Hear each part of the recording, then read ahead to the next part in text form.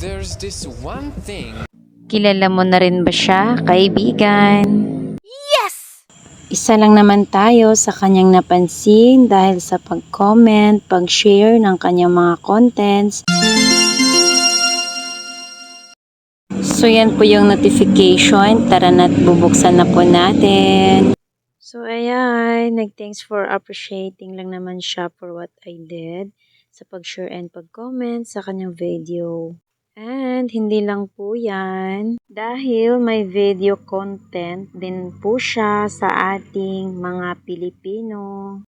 So there's this one thing Filipinos cannot stop doing, whether they are kids, teens,